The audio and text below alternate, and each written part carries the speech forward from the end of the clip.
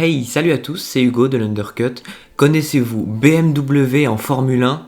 It's BMW, not BMW, bayerische Motorenwerke. Wait, what?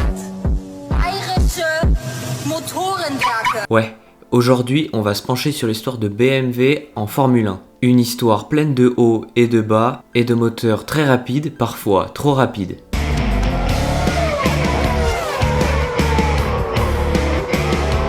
Les débuts de BMW en Formule 1. BMW fait son apparition en Formule 1 très timide dans les années 50, pas d'équipe officielle à l'époque, juste quelques initiatives avec des moteurs BMW. Ça se concrétise un peu plus dans les années 80.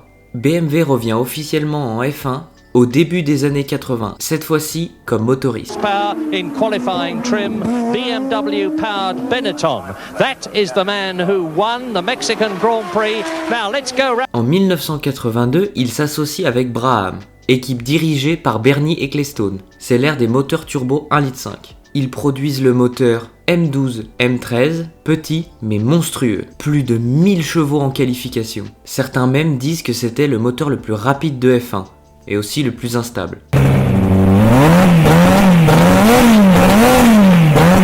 En 1983, Nelson Piquet devient champion du monde avec Brabham BMW.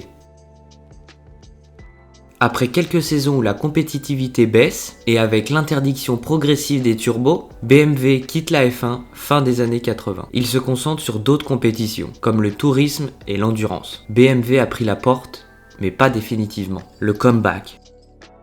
Début des années 2000, BMW revient avec Williams, l'équipe légendaire de Grove. Le moteur BMW V10 est reconnu comme le plus rapide et le plus puissant de l'époque. Résultat solide, plusieurs victoires, des pôles impressionnantes, Montoya et Ralf Schumacher notamment.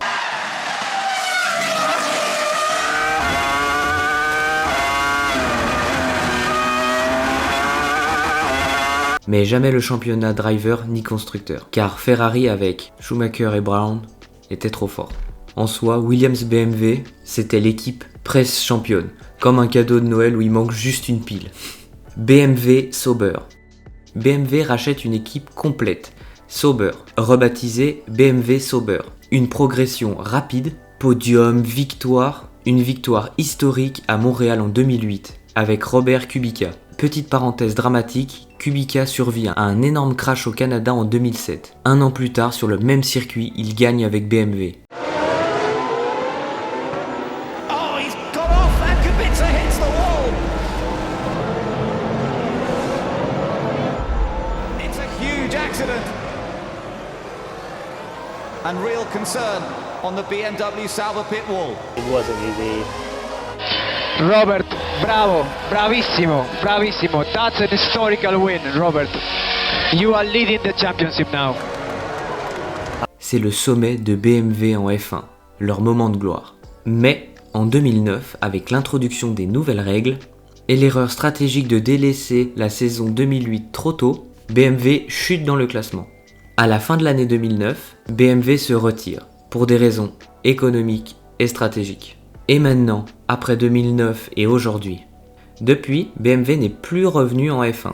Il préfère largement d'autres disciplines, comme la Formule E, l'endurance et le GT, même si beaucoup de fans espèrent les voir de retour en F1. Mais avec les coûts, la politique et l'accent de BMW sur l'électrique, ce n'est vraiment pas pour tout de suite. Alors, BMW en F1, c'est quoi? Une histoire courte mais intense? Un titre mondial comme motoriste? Une victoire en tant qu'équipe? Et surtout des moteurs qui ont marqué la légende. Donc voilà, c'est tout pour cette petite vidéo sur BMW en F1, j'espère que celle-ci vous aura plu, si c'est le cas n'hésitez pas à me le dire dans les commentaires, à liker, à partager comme d'habitude. Je vous remercie d'avoir visionné cette vidéo, je vous dis à la prochaine pour une nouvelle vidéo ou un live, ciao.